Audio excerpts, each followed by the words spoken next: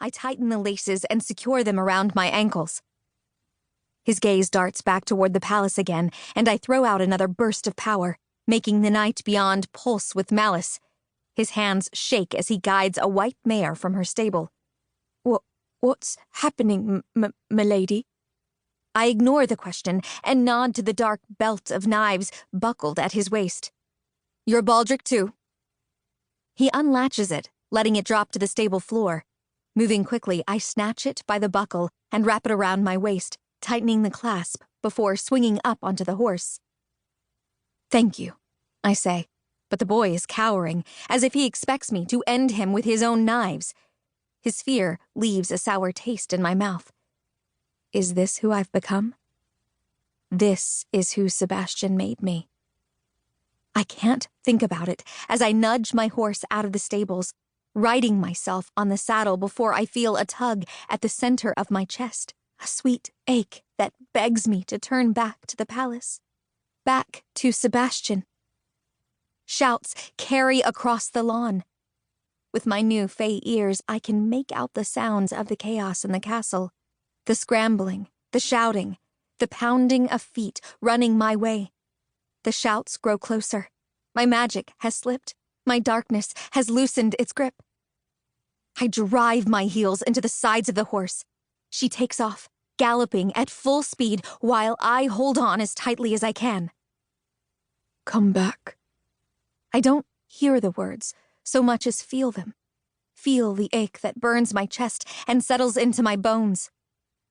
I need you. Come back to me.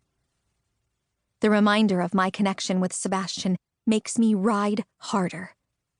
I don't know if I can escape it, if I can mute his misery and heartache with distance alone, but I plan to try.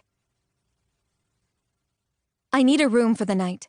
I tell the barmaid behind the counter at a rundown inn. My voice sounds like crushed glass, and every muscle in my body screams with exhaustion. I don't know where I am or how far I've ridden. All I know is that I raced away from the palace as fast as I could. I rode hard, passing through villages and farmlands until I couldn't keep myself in the saddle any longer. I haven't ridden much since I was a child, and I've never ridden for so many hours at once, or through such mountainous terrain as I've encountered in the last few hours. By the time I handed my reins over to the inn's stable hand, my legs were screaming in protest. The female behind the bar has sharply pointed ears and pursed lips. Her cool blue eyes glitter with the kind of iciness people get from living a hard life. She looks me up and down, and I can imagine the mess she sees. My white sleeping gown is now the color of a dusty dirt road, and I'm sure my face doesn't look much better. My jaw-length red hair is a dirty, tangled mess, and my lips are parched from thirst. I don't do charity, she mutters, already turning away to serve a more promising customer. I plop a bag of coins onto the counter. My old thieving ways are serving me well. This Faygold is courtesy of a drunken orc at a tavern an hour west from here, where I'd originally planned to stay for the night. The orc had spotted me heading to use the facilities and thought he'd catch me in there and put his hands on me. I may have been exhausted, but I wasn't too tired to wrap him in darkness so deep he cried like a baby while he begged me to release him. The barmaid opens the bag and peers inside, and her jaded eyes light up for a beat. Her lips curve in triumph before she schools her expression. That'll do, she says, sliding a key across the counter.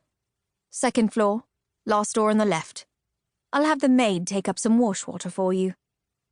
I know nothing about fairy money, what it's worth, what I can expect from one of their shining gold coins, but I've clearly handed over a significant amount and she's trying to play me for a fool. I arch a brow. I'll need dinner, too. She nods quickly. Of course. Too easy. And some clothes, pants and a shirt, no dresses.